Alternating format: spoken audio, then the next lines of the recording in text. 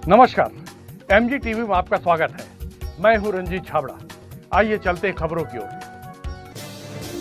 आजादी के अमृत काल में स्वर्णिम भारत के अमृत बजट पर छात्र छात्राओं, व्यापारियों और टैक्स पेयर से जुड़े लोगों को संबोधित करने पहुंचे मुख्य वक्ता और प्रदेश सीए संघ के पूर्व अध्यक्ष अमित चिमरानी ने कहा कि प्रधानमंत्री मोदी के नेतृत्व में पेश बजट आजादी के बाद का सर्वोत्तम बजट है। इस अवसर पर विधायक रंजना दीपेंद्र साहू, सीए एस.के. अग्रवाल, अनिल अग्रवाल, जितेंद्र शर्मा और ऋषि पांडे सहित अन्य वक्ताओं ने बजट पर विचार प्रकट किए। कार्यक्रम का संचालन जय हिंदुजा ने किया। बजट पर संवाद करने स्थानक भवन पहुंचे प्रदेश सीए संघ के पूर्व अध्यक्ष अमित चिमरानी ने एमजी टीवी से बात करते हुए जहां बजट को ऐतिहासिक बताया, वहीं जिला भाजपा महामंत्री कविंद्र जैन ने कहा कि संवाद सभी वर्गों के लिए लाभकारी सिद्ध होगा। मां सरस्वती की, मां सरस्वती की।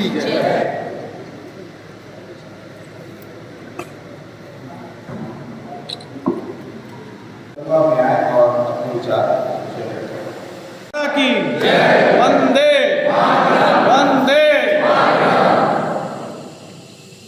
देख रहे, धमतरी के लोगों की सरलता के बारे में मैंने सुना था, बहुत बार महसूस किया, लेकिन उसका एक बहुत बड़ा प्रमाण आज मैं यहाँ देख रहा हूँ कि आज इस कार्यक्रम का जो सबसे प्रमुख व्यक्ति है, जिसको मंच पे सबसे पहले बैठना चाहिए, वो है यहाँ की विधायक रंजना साहू जी। वो ऑडियंस में आपके साथ बैठी हैं। तो ये सरलता है धमतरी वासियों की, और ये उनकी खुद की उदारता है कि वो कह रहे हैं कि जो हमारे सम्मानीय लोग हैं वो मंच पर बैठें। विधायक होना चाहिए तो ऐसा ही होना चाहिए। और मैं हाथ जोड़ करके आपसे निवेदन करता हूँ, आप मेरे स्थान पर आकर बैठें। आप प्रमुख हैं यहाँ के। आइए आइए प्लीज, जोरदार तालियों के साथ हम इनको भेजें। अरे आप हमारा गौरव हैं। इधर आइए, शहर के विधायक हैं आप। इधर आइए, ये ले लो। इधर आइए प्लीज, इधर आइए। मेरे स्थान पर आकर के बैठिए, फिर मैं शुरू करूँगा। आइए। जनता ने जिसे चुना वही सबसे उच्च स्थान पर बैठेगा। ये होना चाहिए कि नहीं होना चाहिए? बिल्कुल होना चाहिए, क्योंकि ये आपकी प्रतिनिधि है। तो मंच पर विराजमान रंजना साहू जी, हम सबके वरिष्ठ चार्टर्ड अकाउंटेंट हैं, एस.के. अग्रवाल साहब, आर.के. वाधवानी साहब, अनिल अग्रवाल जी हैं जो चैम्बर ऑफ कॉमर्स के लीडर हैं, ललित जैन साहब हैं, बड़े व्यापारी हैं, कविंद्र जैन जी हैं, हम सबके प्रिय हैं, समाज सेवी हैं, बहुत सारे और यहाँ पर अनुभवी लोग राजनीति से जुड़े हुए, व्यापार से जुड़े हुए बैठे हैं। सबका स्वागत, सबका अभिनंदन। और उससे ज़्यादा अभिनंदन इन बच्चों का जो बहुत देर से सुनने और समझने का प्रयास कर रहे हैं कि ये हो क्या रहा है। इनके लिए जोरदार तालियां।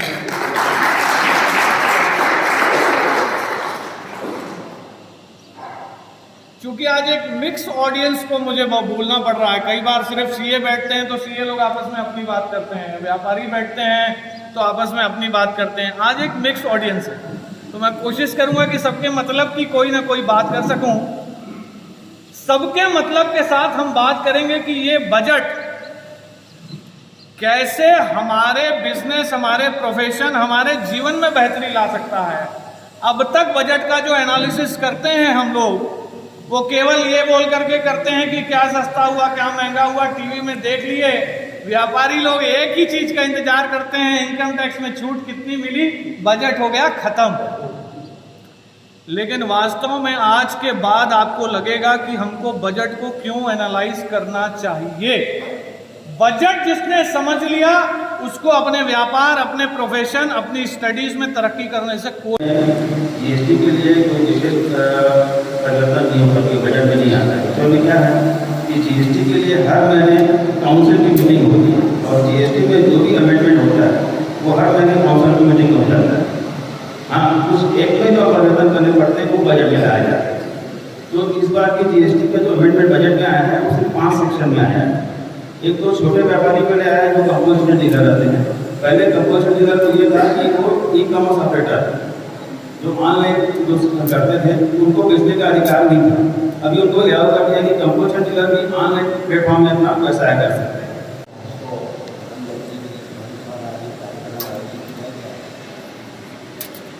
जैसा कि मेरे को आदरणीय विधायक की किया था, मैं उपस्थित हो सका और कार्यक्रम में उपस्थित होने के बाद लग रहा है कार्यक्रम बहुत ही सुंदर गरिमामय है। मंच पर उपस्थित हमारे परम आदरणीय सिंघानी जी, पारापारी गण जो विद्यार्थीगण हैं, बहुत सुंदर बात है। अभी विद्यार्थीगण अगर कुछ ज्ञान प्राप्त करते हैं, में इंफ्रास्ट्रक्चर सुविधाएं पूरी उपलब्ध है, लेकिन उनका दोहन कैसे करना है ये हम लोग उतना नहीं समझ पा रहे हैं। और अभी तो यहाँ पर बहुत तेजी से विकास हो रहा है, बाईपास रोड पे बन रहा है, रेल भी ब्रॉडगेज हो रही है, तो धमतरी के विकास के लिए बहुत महत्वपूर्ण कदम होगा और यहाँ के नए इन्वेस्टर्स को काफ़ी लाभ यहाँ से मिलेगा। करना चाहती है, आप लोगों ने इस बारे में सोचा? ये नहीं चाहती कि आपको सरकार पैसा हाथ में दे और आप खाओ और घर में सोए रहो। ये चाहती है कि आप अपने पैर पे खड़े हो। जब मोदी सरकार आई थी सत्ता में, तब मैंने बताया ना कि 16 लाख करोड़ रुपए सैलरी और पेंशन में ही चला जाता था, किसी को कुछ नहीं मिलता था। लेकिन सरकार ने चुनौती के समय 80,000 करोड़ लोगों को राशन भी दे दिया और हम सबको डबल डोज और उसके बाद एक और अतिरिक्त डोज का वैक्सीन भी दे दिया। जहां जरूरी है वो वहां देगी, लेकिन फिर भी सरकार ये सोचती है कि सब्सिडीज कम करके हम पैसा देश के विकास में लगाएं। इसीलिए अब इस वर्ष की जो सब्सिडी है, चाहे वो फूड की हो, फर्टिलाइजर की हो, पेट्रोलियम की हो, उसमें 28% की कमी मोदी सरकार ने की है। ये स्वागत योग्य कदम है, तो ताली बजाइए। और नहीं है तो कोई दिक्कत नहीं।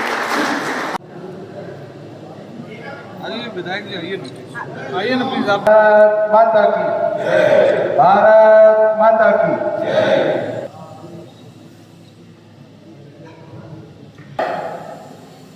बहुत ही हर्ष का विषय है कि देश ने आज़ादी का 75 वर्ष पार किया है, जिसे पूरे भारत ने अमृत काल के रूप में मनाया है।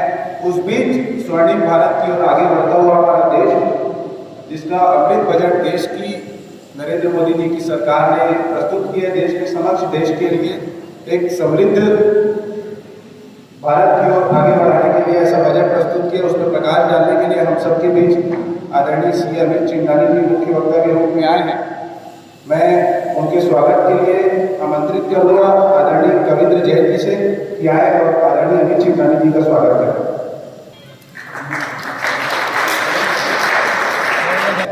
मैं देवेश अग्रवाल जी से निवेदन करूँगा आर.के. वाधवानी सर का स्वागत करें। बहुत ही सीनियर सीए कार्यक्रम में